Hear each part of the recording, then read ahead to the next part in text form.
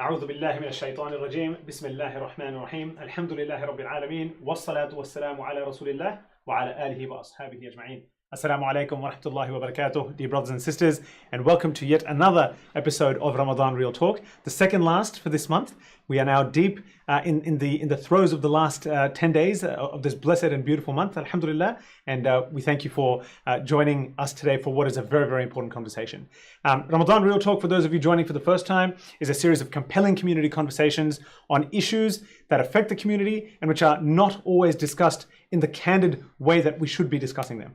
Today's episode is on the issue of domestic violence and some of the issues sort of associated with it. And we've called it Man Up, Domestic Violence, the Muslim Community, and Our Collective Responsibility. It should be an absolutely fantastic conversation. Now, as many of you know, the organization behind Real Talk, or Ramadan Real Talk in this case, is none other than National Zakat Foundation Australia. NZF Australia is the Australian branch of an international NGO that seeks to bring the blessing and potential of Zakat back into Western Muslim communities. So it seeks to channel the Zakat that is collected back to Muslims who are eligible for it right here in our Western communities. Now, since its establishment here in Australia in 2013, it has now channeled some $11 million plus back into the community and really helped people out of very, very difficult circumstances through the potential of Zakat. Now, on that note, we've got a little video to play that shows you the potential of what Zakat can do in the context of the poor and needy in our community. So I'm going to ask the team to play that to give you a bit of an insight into the sort of work that NZF Australia does, which is very, very crucial in its nature. Team? There are Muslims living in extreme poverty here in Australia. Muslims who have no food in their fridge or pantry and don't know where their next meal is coming from. Muslims who literally have no home or have no stable accommodation and are effectively classified as homeless. Muslims whose lives have been destroyed by harmful addictions that have almost ruined their bodies and minds and have left them in financial destitute. There are many Muslims who don't qualify for the welfare system, but it is our responsibility as a community to take care of them, and it is the Zakat that can change their lives. National Zakat Foundation is an organisation that has been helping many Muslims here in Australia, which is a very important initiative that we as Muslims living in Australia need, and therefore we urge you that you help your brothers here in Australia through National Zakat Foundation. Muslims who were left without jobs over the course of the COVID-19 pandemic, who NZF helped out of financial desperation. Muslims NZF took from the streets, supporting them with education and training, and who are now Zakat payers themselves, helping other Muslims in turn. Muslims who, after arriving as refugees, received the support of their brothers and sisters and are now contributors in our community. Since 2013, we have helped thousands of Muslims to the blessing of Zakat directed locally here in Australia. But there are thousands more that need our help. This Ramadan, we invite you to help achieve our vision of a thriving Muslim community where no one is left behind. Your Zakat can change tomorrow.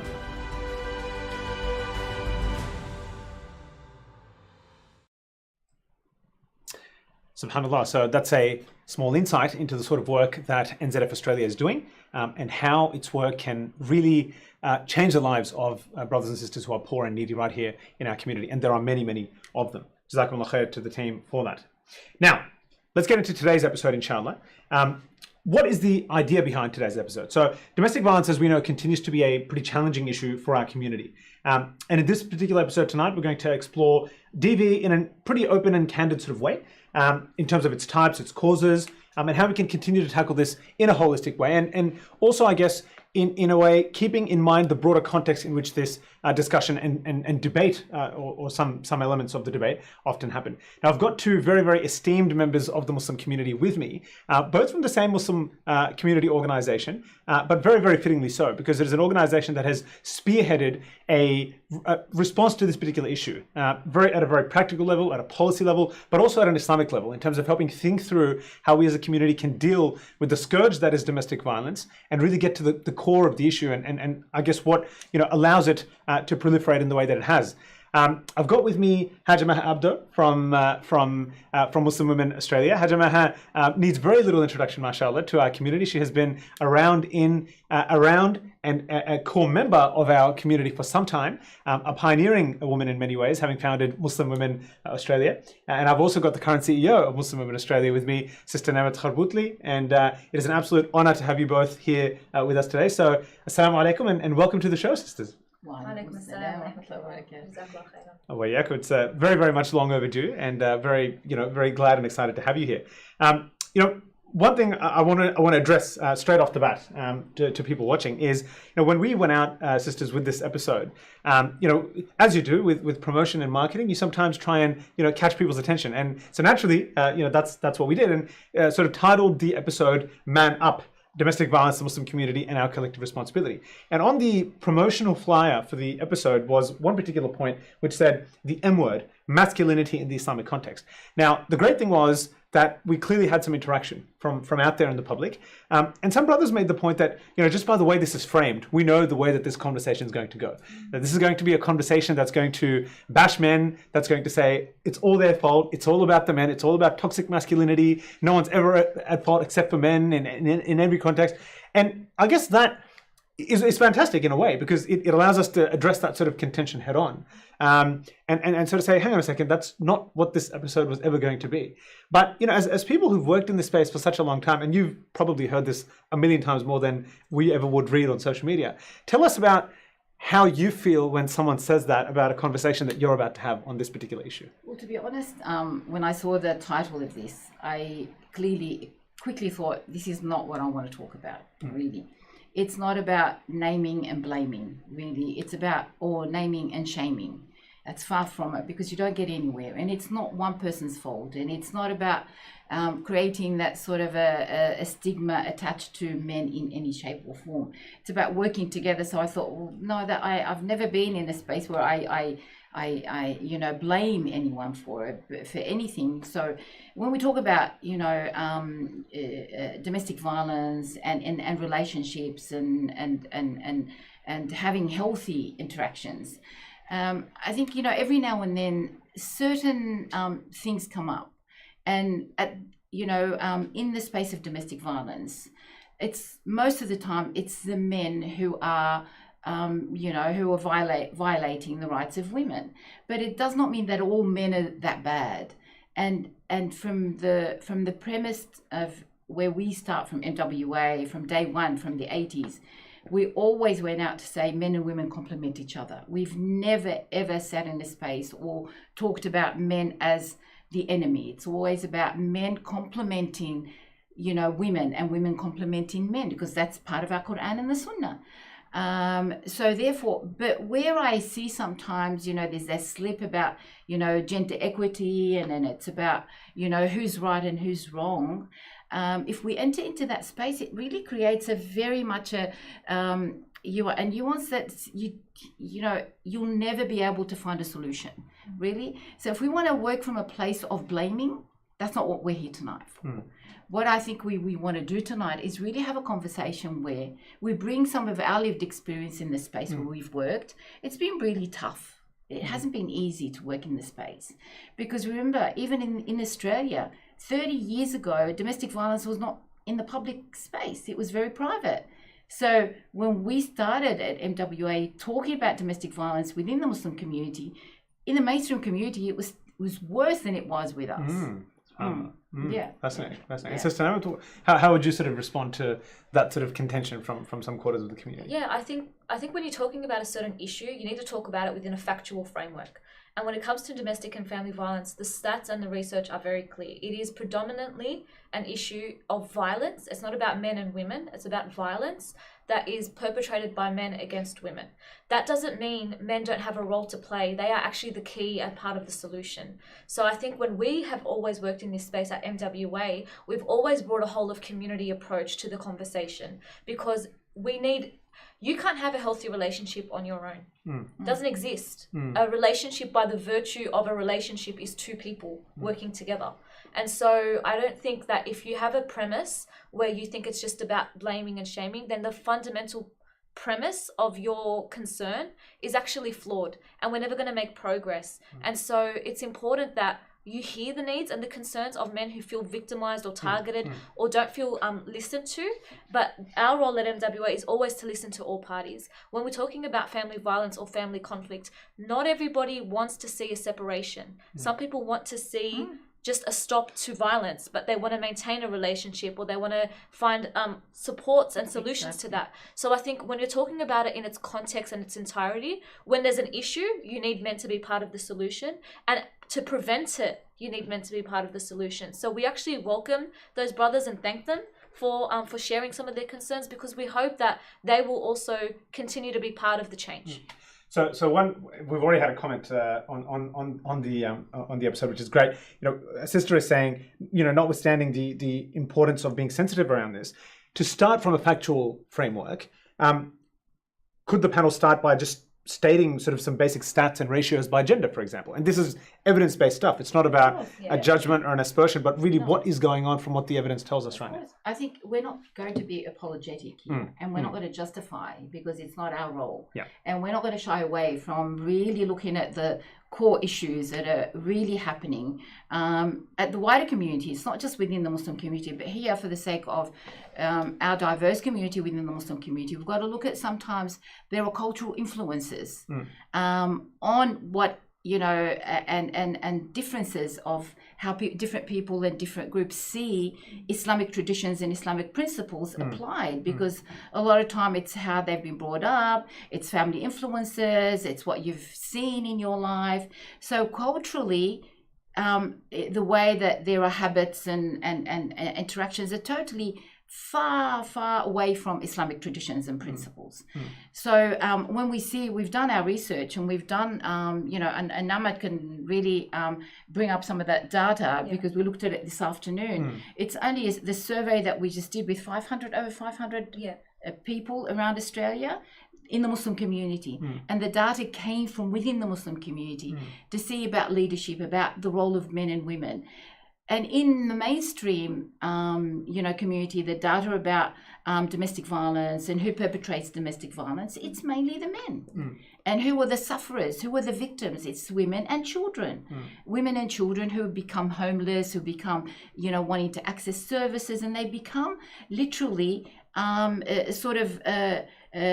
more victimized over and over again, right? So, you know, if we want to talk about data, I think, Nemat, you can just share some of that data. I would really love to actually contextualize this conversation from an evidence-based perspective, because we're talking about it within the Muslim community, but the Muslim community is part of the Australian community, and this is a national problem. So when we look at services and foundations like Our Watch, who collect data on family violence, they say that on average, one woman a week is murdered by her current or former partner due to domestic violence. That's at the very pointy end. That's homicide. That's murder. One person every week. When we're talking about general population statistics, it's 1 in every 4 women who've experienced physical, sexual, financial, or emotional abuse from the age of 15. That's a very young age.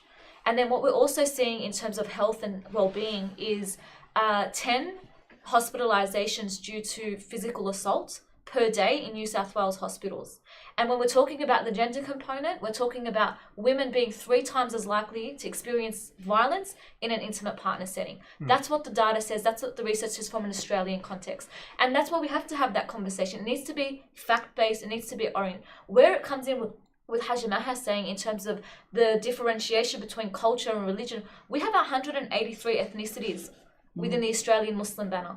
So what does it mean for us? It means that we need to take back our power in terms of how we offer support. It needs to take back our power in terms of how we frame the conversation. We need to be able to be confident in speaking from a faith-based perspective and a faith-based lens, so that we can build in solutions and supports that work for our community, not that are piggybacked and parachuted in for our community. So, and I guess because you know, the stats are pretty compelling, right? But just to address those men who will say, hang on a second, but what about?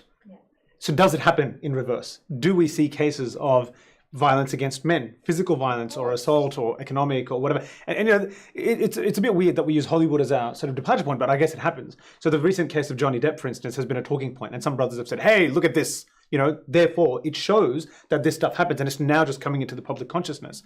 But I don't think anyone has ever said that it doesn't happen, right? I think it's more just that because the stats are so overwhelming, right? And it's so weighed in one direction that people think, oh, you're saying, you know, it only ever happens, but no one's ever said that. Like, I don't recall anyone ever saying that. No, I don't think we are, but for the purpose of why we're here tonight, I think it's, you know, to look at the stats and looking from the work that we've been doing at MWO for 40 years now, the majority are women, right? And women are the ones that having to be victimized and re-victimized over and again, and children suffer, right? Because when children are experiencing violence against their mums in the home, they are being abused. And the statistics clearly show that children, when they become adults, they relive that trauma. So what we're saying is that the solution for this is to look at it from a trauma-informed practice, right? There are solutions, but we've got to come together. It's about, the solution includes men and women to come together. It's not about pointing the finger and say, well, it happens in this, it happens in that. Look, if we're going to look at, there's always binaries, right? Here and there, there's positive and negative. This happens here, this happens here. But overall, it's women who are the bearers of the brunt of this. It's women and children. But it's not to really take away from the power of men. At the same time, I think it's about acknowledging men and the masculinity of men from an Islamic perspective, al-rijal, you know, what does it mean to be a rajul, you know, a man? There's a big difference. We're seeing that right now.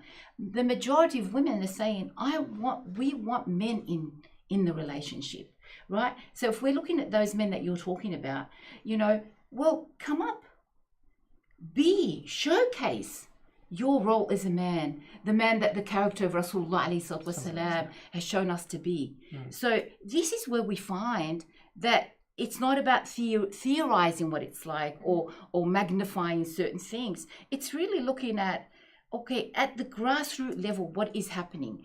Where are the safety and security for men and women? I mean, for men and women and children, really. It's what happens in the home is a sacred space, right? So where is the sacredness of a marriage, right? Where is that? What does that mean? A man has a big role to play. Absolutely. And it's not a competitive role. It is a complementary role. But what does it look like?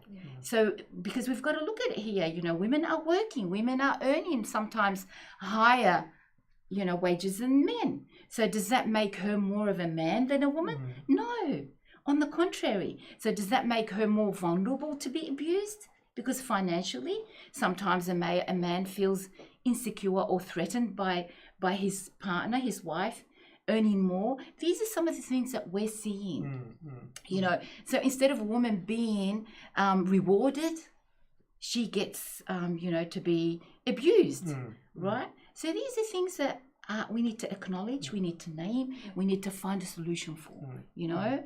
And I think tonight we'll have that conversation, and we are having it, you know. Absolutely. It's a great segue to, you know, and context setting for the discussion. So I guess, you know, one thing that comes to mind, and this is just out of interest more than anything, is the domestic violence problem worse in the Muslim community than the general society? We often sort of hear that, oh, it's so bad in our community. Is that really the case? How bad is it really?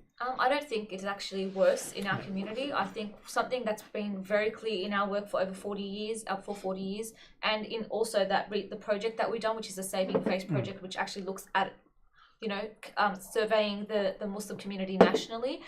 No, it's not worse in our community. In our community, it's actually bad, unfortunately, across the board. And by virtue of that, it's prevalent, you know, as well within our community. I think what we've seen though is more polarization sometimes in the way that we have the conversation, which is what we've been seeing. And we need to be able to, you know, take the heat in terms of the politicization and the popular discourse and the popular culture out of that conversation. Because if we're just going to talk in theory, then no one's going to win. We're talking about women and children who, you know, family violence is a leading form of homelessness. So, you know, we're talking about a whole range of other social ills that come because of this challenge. And that's where we need to focus on it from. But what I think is specific to our community is our education pieces around this issue, because if we're just going to speak in the same way that the broader community speaks, a lot of people will think, well, that's not aligned with my values, that's not the way I see the world, that doesn't necessarily mean an unhealthy interaction in my own relationship. And so that's where we need to have these conversations within and take ownership of those conversations within our own community.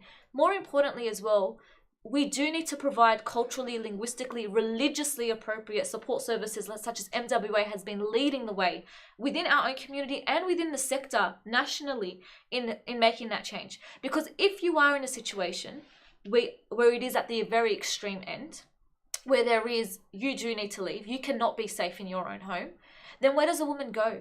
Is she going to be able to pray in a refuge? Is she going to be able to have halal food in a refuge? Is she going to be able to do these things? What happens then? Yeah, that's right. Thank you. And why should she leave the home? Yeah. Why should a woman leave the home?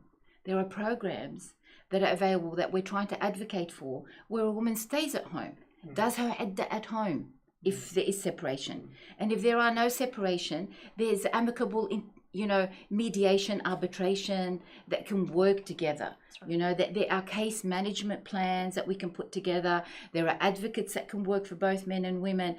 But in reality, that's not happening, really. As soon as it hits hard and there's conflict, people want to be away from each other.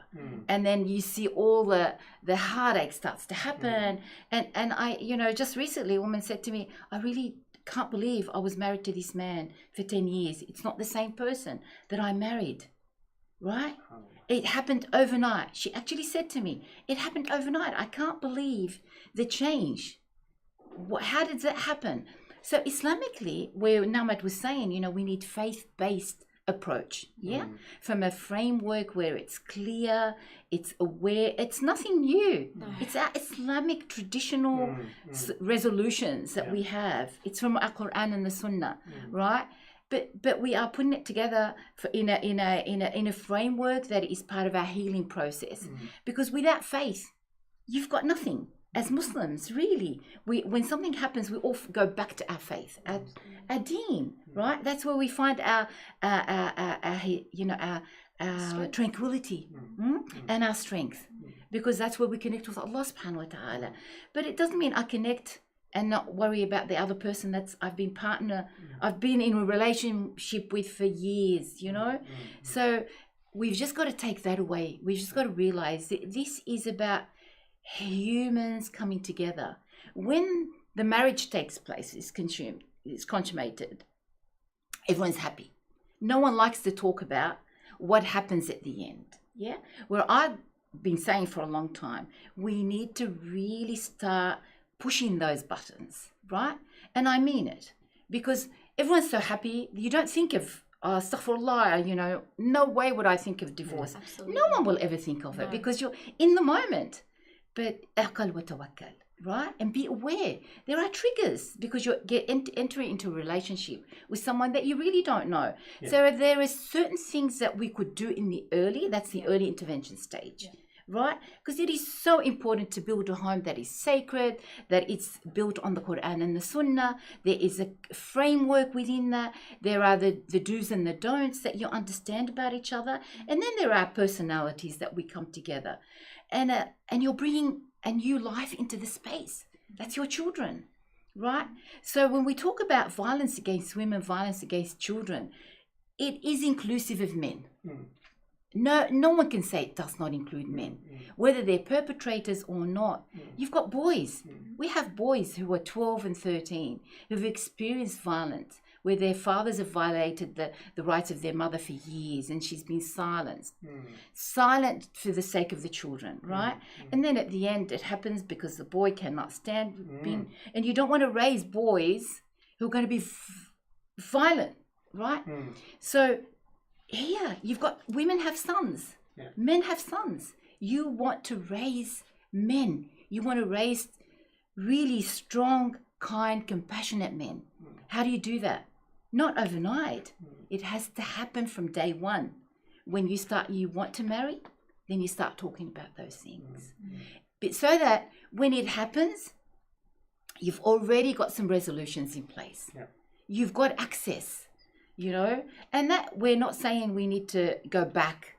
To move forward, we need to go a little bit back and see how can we change some of those things. What are some of the things that we need to sort of, bring in and include? So and education and awareness You know, we've been doing that in mosque, we've been doing that for a long time. But I think it's more than just that. It is about saying, okay, what are some of the things that we really need? Put some, finances behind that. It's not building institutions. It's about programs that are evaluated, that include the whole of the community, both men, women, and children. Here's an interesting question that we've had from someone watching. Does a panelist feel that our religious leaders, knowingly or unknowingly, through the misapplication of Islamic knowledge and hadith, can exacerbate family violence issues? So just to the point of about how we need to found it all on Islamic knowledge, but do you feel that at times, in some segments, there's been a misapplication of Islamic rulings or norms or responsibilities, and has actually, exacerbated the problem? Look, it's very hard for a sheikh to be in one sitting to know what is actually happening, right? You have to sit and you have to really understand the whole of the relationship. And that takes a very professional case management approach, right? And you have to work from within a theoretical perspective, a framework that is trauma informed, and you cannot blame a sheikh, because in one sitting a man will tell him a story, a woman will tell, and that is very unethical. That is not the way you approach it. I see a role of a mashayikh is in combination, is part of the process as we're going through, inclusive of social workers, professional mental health, professional counselors. So they are part of the whole approach of finding a solution, whether it's an amicable resolution in separation or coming back to the relationship. I'd like to add that I think there are certain aspects that our faith leaders could do a little bit better. Not that to say that they're not doing really well. They're doing their absolute best. There are a lot of challenges. But I think, when it comes to violence and safety planning, I think things like having that safety framework in place. So when we are bringing parties together, to discuss these things, and some of these things are very intimate, they're very personal. It's not something that someone from a trauma-informed lens is just going to be able to just disclose so easily. So from that practice, from that perspective, I think we need to improve our processes, that we provide equity in the way that we provide safety for women to feel able to feel heard in that space. I think there's also an element of confidentiality that needs to be addressed. It's not easy for a woman to sit in front of a panel and disclose some intimate details. And we are a close community. There are different sections that know. So I think there's an element where we need to put practices in place that actually makes women feel that they do have confidence and confidentiality in that space. That's something that I would like to see improved upon. But I think, as Hajjeh Maha has said, it's not just their job to do. It's not about blaming. It's not about blaming. You cannot blame a religious leader, because their role is they're not social workers, right? They are there just to listen to your story and listen to what's happening, but they're not there to make a decision for you. It's about referring you as well, referral pathways. And what, on that note, is part of the issue sometimes that mashayikh are not deferring to professionals. Is as a community, we've expected them to solve every problem, or in sectors where it's like, the sheikh will solve it. And that's actually part of the problem in itself. I think as a community, we need to acknowledge expertise and areas of expertise. And so the mashayikh are absolutely expertise in terms of theology and guiding you through that process in terms of what are your rights and what are your obligations. But there are also other sectors that have their expertise. But I think one point in terms of the domestic violence issue that mashayikh should have at the forefront of their mind is the faith crisis that women experience when they deal with family conflict. I think if you see the crisis of faith that women experience when they're challenged in that way, or when they're going through a family struggle in that way, that's something that as a community we should make sure that no matter which relationship gets severed or which relationship is challenged, a woman's relationship, a man's relationship with Allah subhanahu wa ta'ala we should be working to reinforce that, not harm that. So we need to have a harm minimization approach from that perspective. And another very interesting comment from a good brother in the community. I think you probably would know Brother Muhammad Rima of Muhammad Rima Counselling, who was actually on earlier in the month, and we were discussing some of these issues related to marital problems. So he said, I've had victims of DV repeatedly tell me that they were told by imams to let the perpetrator back home, putting her and her kids at risk of being killed. Imams and anyone who is at first point of contact needs serious training in DV or stick to their role and scope of their work. Then a sister responded on that and she said, Sister Anam, she said, agreed. How many of our religious leaders are even willing to undergo necessary training in this regard or have female counselors involved? Islamic divorce can only be granted by certain individuals, unfortunately. So I know it's a can of worms, but what would you say on that issue where sometimes women can't, have the exit that they need? Like maybe in certain cases that is the only way out, but then they're not given that because it's the man's right to do the divorce. Like, how do you suggest people navigate that sort of stuff? It's hard to navigate. Yeah. It's not easy. That's why you need an advocate. Yeah. That's where where MWA comes in. When we are advocating with the woman, it makes a big difference because when you're in that situation, you're very vulnerable anyway. There's so much as Nemat was alluding to.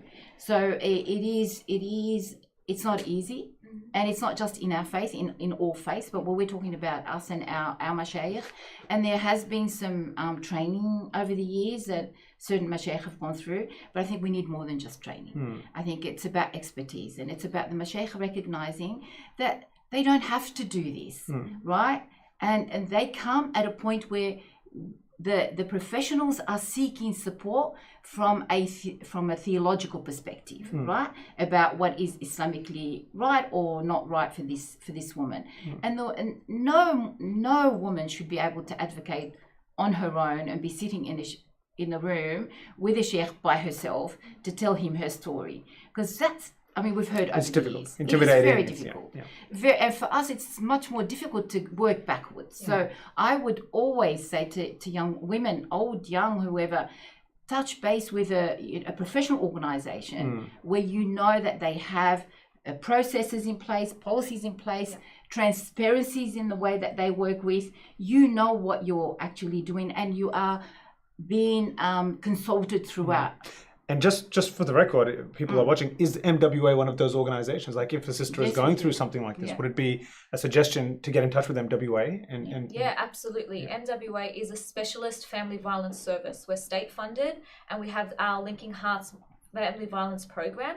You are supported the whole way through with a case manager. And as Hajjeh Maha said, what we actually specialize in is having the Australian system and the Islamic law system. So it provides a holistic framework for a Muslim woman or any woman to go through.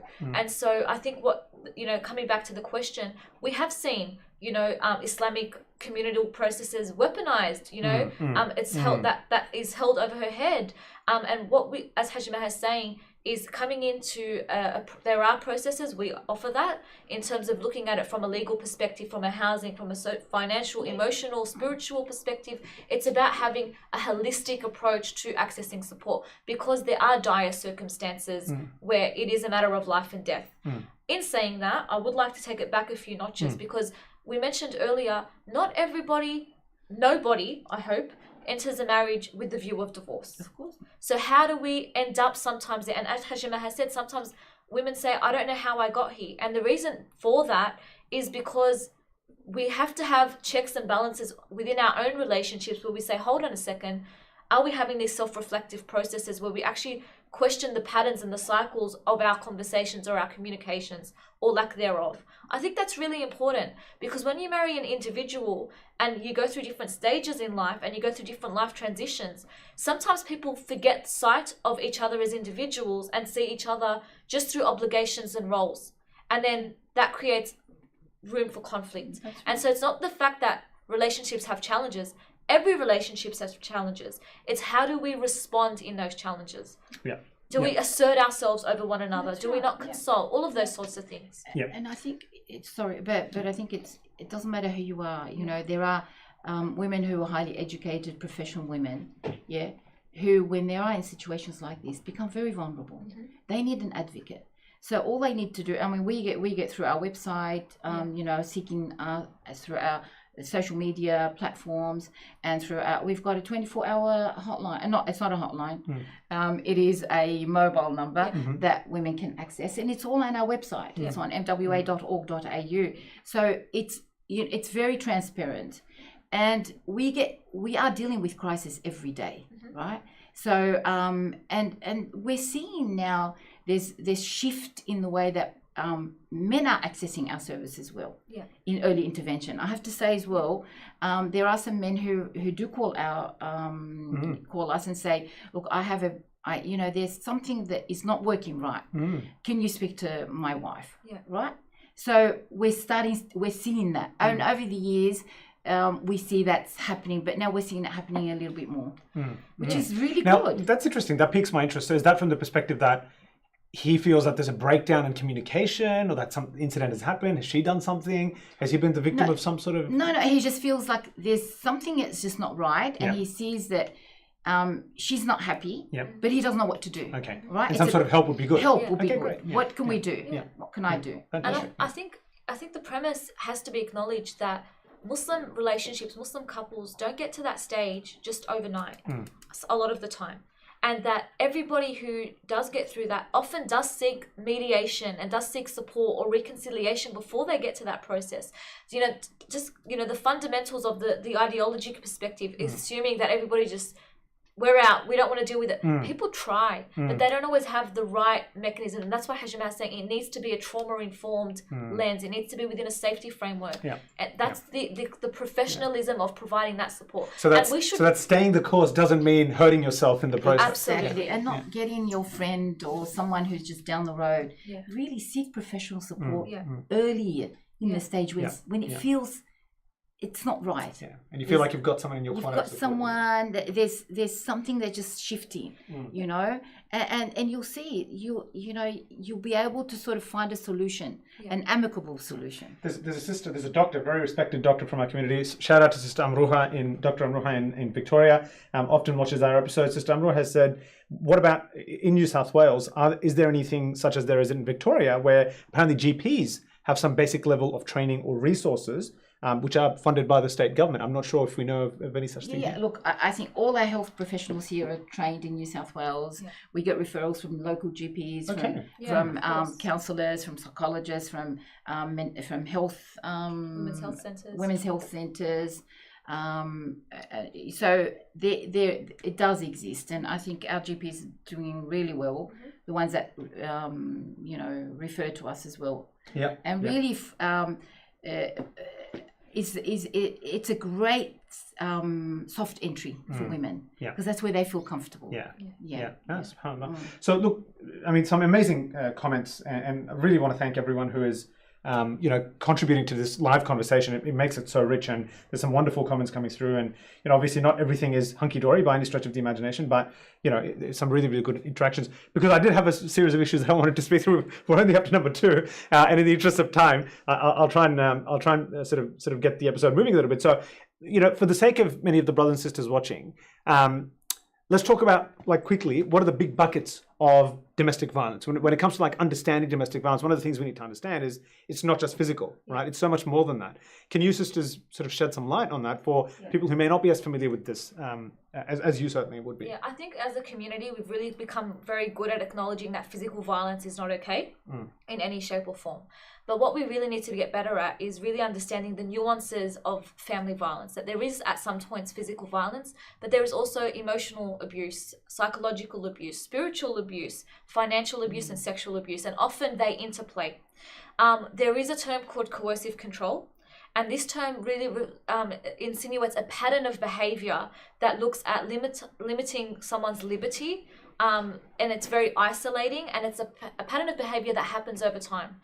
The reason that coercive control is so important at the moment, it's always been around, but the reason it's so important at the moment, or why it's actually being looked at in New South Wales from a state-based perspective, is because when the New South Wales government commissioned a review into domestic violence homicide, 76 out of 77 deaths had coercive and controlling behavior.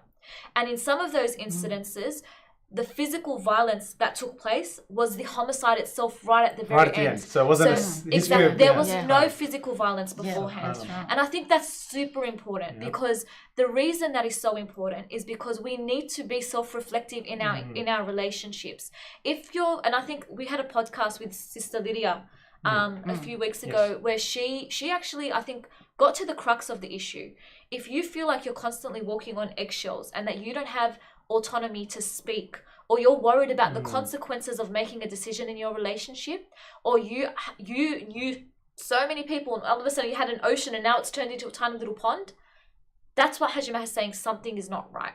And so you need to have everybody has to have, consultative, but that insidious nature of a power balance and that little shift along the way. And some people say, it wasn't like that. I'm so foolish. I don't know how that happened. It's because it's very gradual, and it eats away at your self-esteem. It eats away at your connections. It makes you feel so alone.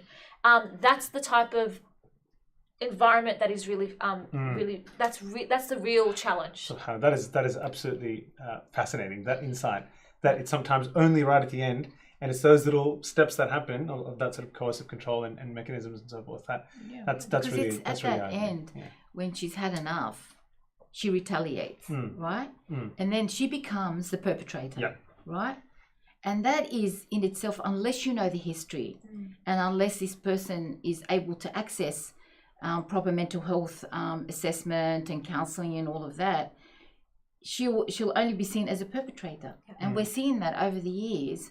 And even in our work, we've had cases where a woman has been for 20 years coerced, and when she left, I can't talk about it. She was blamed. She was blamed. SubhanAllah. And I think that's really important, the fact that statistically domestic violence escalates at the point of separation, if that's the case, that post-separation abuse is actually the scariest time for a woman. And so if she doesn't have the right infrastructure to support her, then that's actually really dangerous. So I think, that's an important point to make. No, fascinating. And what are some of the other buckets? So we've got coercive control. I mean, one thing that I've been hearing recently is things like financial abuse. So tell us a little bit about that. Look, I think with COVID, in the last 2 years, it's skyrocketed. And it's financial abuse happens again gradually, and when you're married, you think that's okay. It's okay because your intention is to be together and you do everything together and you have joint accounts, and that's okay. There's nothing wrong with that. But where are our Islamic principles of a woman's right to her earnings and all of that? So the minute she starts to question, that's when things start to be, it starts to be rocky, and then she becomes like, she's a whinger and she's asking too much and all of that. That in itself, these are the red flags that we talk about. Be aware of that. It's not to say that you're going to cause problem, but it is about finding early intervention strategies, right? It's not about separating or anything like that. But financial abuse is one of those aspects of violation against any person that happens, and sometimes you feel like ashamed to talk about it because it's about money. Like, really, I don't need money. And the more she gives in, the more she has no rights anymore. That's right. And at the end, I know of a young woman who the last thing, she gave him the passwords, right, to her accounts. So, and out of her good heart, right? Because she doesn't want to create more conflict in the home. So it's for the sake of peace, the sake of the relationship. She gives in. The more you give in, the more no rights you have. But really, you have every right. And it's your Islamic right to be able to do that. And it should be done in an amicable, acceptable way, not to make you feel guilty or ashamed or being ashamed by others, because of that. And that's something we need to be aware of. And can I make the point, Hajjeh, like it still baffles me that within our community at times, women's right to an education or women's right to employment are even questioned when Islam was foundational and revolutionary in that. And if we look at the wives of the Prophet, Khadija radiallahu anha, a leader in her own right in that way. And so I think we do need to get better as a community at just, having real practical strategies it's okay to have a conversation. Sometimes we think, patience is persevering in the face of oppression. Actually, you can be patient and you can be an active member of your household. You can be an active, member in your relationship. And I think that's an important, passive and patience, they're actually not, they don't go together. Patience is an active process. And I also think, I just wanted to have a conversation about, when we're talking about family violence, we are very much talking about it majority in a marriage and an intimate partner relationship. But there's financial abuse that happens between adult children and elderly abuse. We're seeing a lot of and we're elderly seeing abuse. so much elderly abuse. And, we have one particular case that comes to mind where it was the nephew that said, hold on, something's not right with my auntie. She's being abused financially. She's her earnings are being taken in the name that I'm supporting you, I'm helping you learn a language, I'm helping you. So these are some of the complexities that also come. So we need to be mindful, even as we go through different stages in life and we interact with our parents as they age, or they might have dementia or ailings or whatever. How do we maintain their dignity and not become oppressive or harmful towards them, and give them agency to make their choices, even if we don't agree with it? Now, SubhanAllah, I want to raise a fantastic point by Sister Jenny, one of our viewers. Assalamu alaikum, Sister Jenny, wonderful sister in the community in Melbourne. So she has said, and I want to go to the course of control, and it's great that we're getting live sort of feedback into this discussion. It's really good. She said, part of the problem is that because coercive control is so gradual, the examples seem so petty in the moment that a victim feels ashamed to raise them. It's not one of those instances, it's the cumulative effect that is harmful. And then she also said, and that's also why a religious leader will sometimes tell her to have sabr on these sorts of insignificant issues. And Sister Anam added, Jenny, this is why a mashaykh must be willing to undertake some serious training to identify the early risks and signs. And subhanAllah, this is one of our questions, the risk factors, right?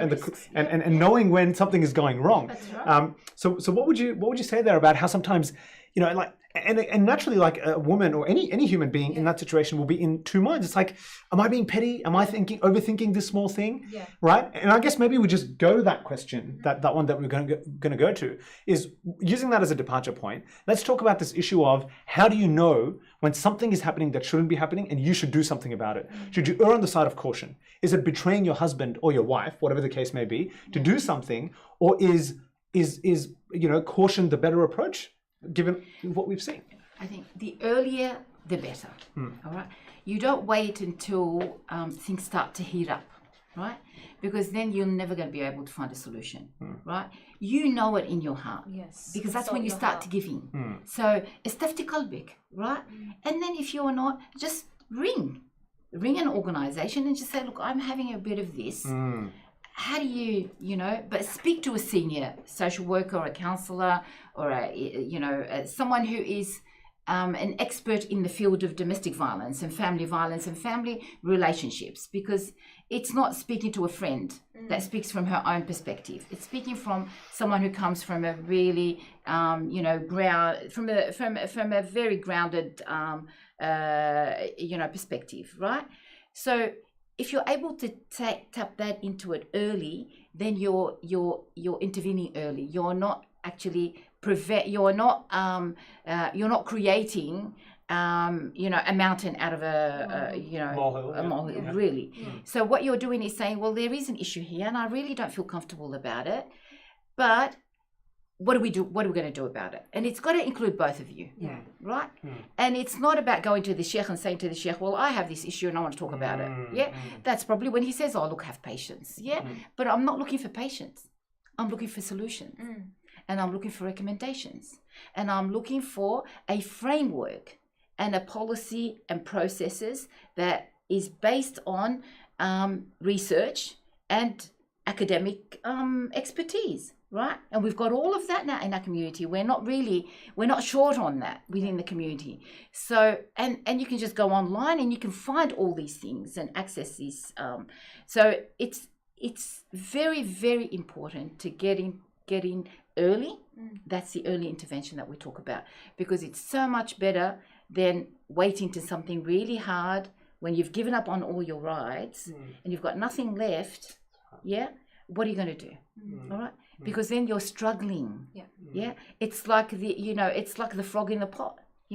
When you heat up the pot slowly, you don't realize until the time when you're about the frog doesn't jump out. So in actual fact, and that is very much part of our Islamic traditions.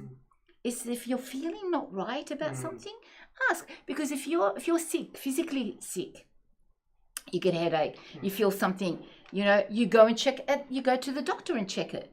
Well, why don't you, when you're feeling something like this, go to the professional people and ask?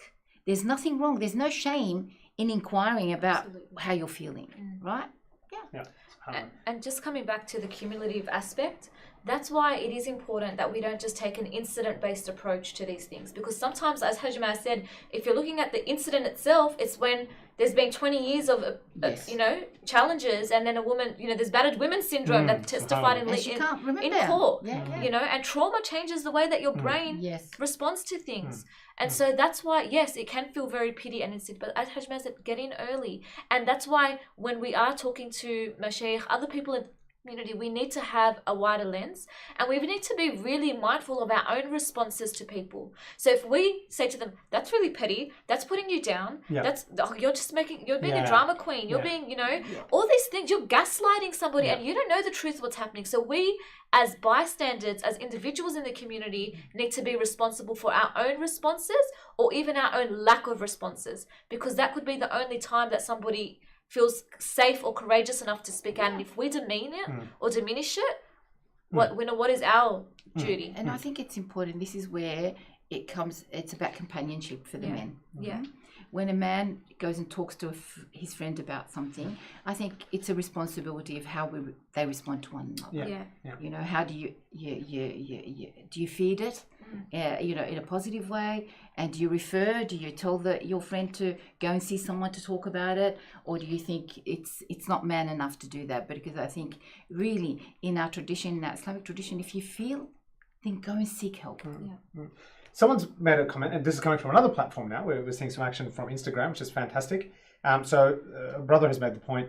A sister has made the point. We also see control and abuse the other way around sometimes. Men are not always the perpetrators. Can we speak to some incidents that have happened that the sisters are aware of, where the problem was the woman in a particular instance, and the gaslighting and so forth has happened in that way, just so our brothers sort of feel like this happens. Like I said, we have men who call us in the early stages.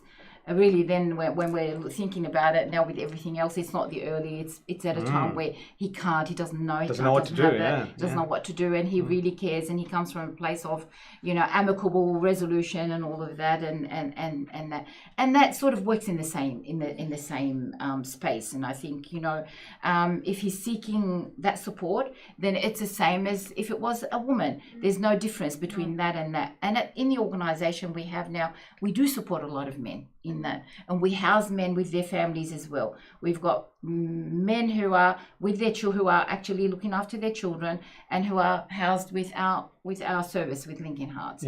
So it works both ways, and it doesn't mean one is better than the other, but the majority are women. And I think it comes down to the fundamental essence that every person, every human being wants to feel loved and safe and valued and respected and heard. That comes from both ways, and that's why we need to be reflective within our own practices. How are we creating that safe and nurturing environment for me as a woman, as an individual, not just as a woman, because I have, and how are you doing that for him as a man? People need to feel heard, and that's the most important thing that you can do. It's an interesting question a sister has raised. How many Muslim women realistically are aware of the full extent of their Islamic rights as a wife? There is some work to be done, it would seem, in the community in this regard, because a credible, Islamically approved, ready-made list of Islamic rights isn't actually easily accessible.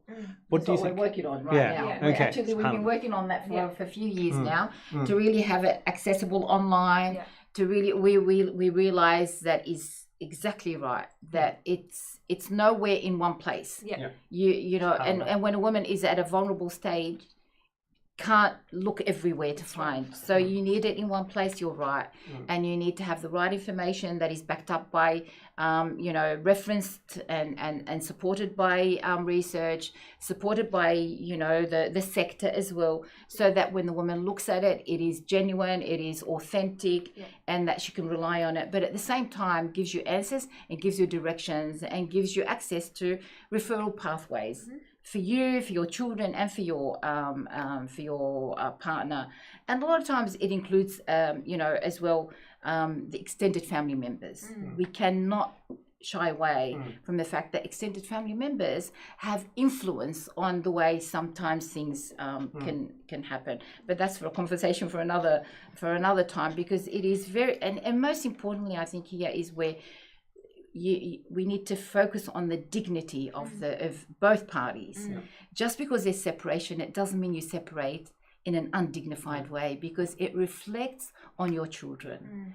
We've got people saying, comments started coming straight after the Jazakumullah khair, MWA, please let us know when the list is ready. Inshallah, we will. So there's going to be high demand for this one. So, alhamdulillah, I mean, that's fantastic. So I guess, weird sort of question, because I don't know if there's an easy answer to this sort of question, but the question was, what causes domestic violence to start with, right? What are the big ticket items?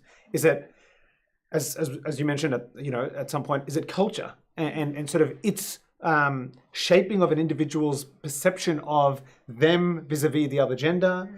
Is it broader society that we exist in right now, in the here and now? Is it just a person's individual weaknesses as human being? There's no justification. Yeah. Okay. Yeah. We can say it's unemployment, it's this, it's that.